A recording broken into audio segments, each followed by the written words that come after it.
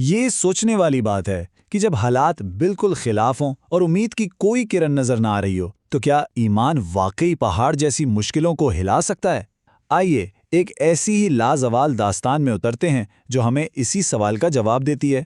تو کہانی شروع ہوتی ہے ایک ایسی قوم سے جو اپنی شان و شوکت کھو چکی تھی، یعنی بنی اسرائیل، جو کبھی اللہ کی منتخب کردہ قوم تھی، لیکن اب وہ ذلت اور مایوسی کی گہرائیوں میں ڈوبی ہوئی تھی۔ حالت یہ تھی کہ انہیں اپنے ہی گھروں سے نکال دیا گیا تھا، ان کے بیٹوں کو مارا جا رہا تھا، اور وہ اپنی ہی زمین پر غلاموں جیسی زندگی گزار رہے تھے۔ وہ جس جنگ میں بھی جاتے شکست ہی کھاتے تھے۔ کیوں؟ کیونکہ وہ خدا کے بتائے ہوئے راستے سے بھٹک چکے تھے۔ آخر کار جب پانی سر سے گزر گیا تو وہ اپنے نبی کے پاس پہنچے اور صرف ایک درخواست کی کہ ہمارے لیے ایک بادشاہ مقرر کریں تاکہ ہم اللہ کی راہ میں لڑ سکیں۔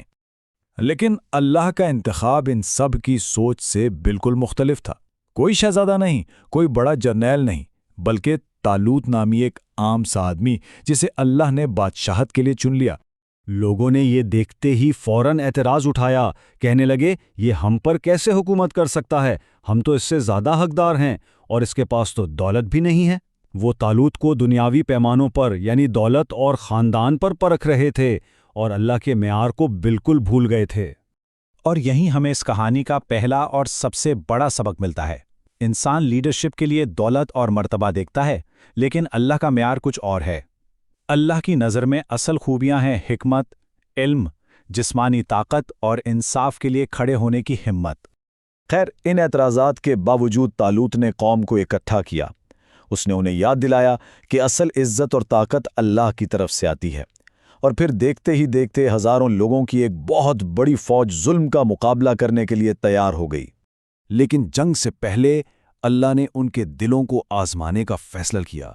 جب یہ پیاسی فوج ایک دریا کے پاس پہنچی تو انہیں ایک بڑا سخت حکم دیا گیا۔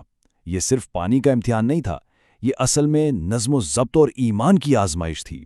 ہوا یہ کہ ہزاروں لوگ اپنی پیاس پر قابو نہ رکھ سکے اور اس آزمائش میں ناکام ہو گئے۔ دریا کے دوسرے پار صرف ایک چھوٹا سا گروہ ہی پہنچا جو اپنے ایمان پر ڈٹا رہا، اور ان کی تعداد کتنی تھی؟ صرف 313۔ لیکن ان کا اصل امتحان دریا نہیں تھا۔ اصل امتحان تو وہ تھا جو افق پر ان کا انتظار کر رہا تھا، ایک ایسا دشمن جو اتنا بڑا اور خوفناک تھا کہ اسے لوہے کا چلتا پھرتا پہاڑ کہا جاتا تھا، جالوت۔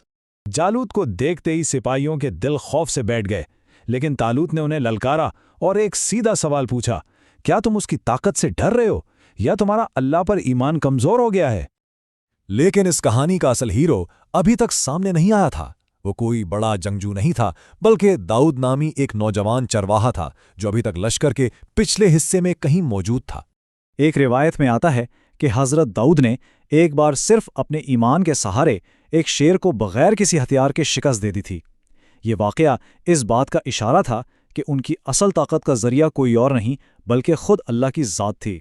تو جب پوری فوج خوف سے ساکت کھڑی تھی، وہ نوجوان چرواہا آگے بڑھا اور کہا، میں اس سے لڑوں گا، صرف اللہ کے لیے۔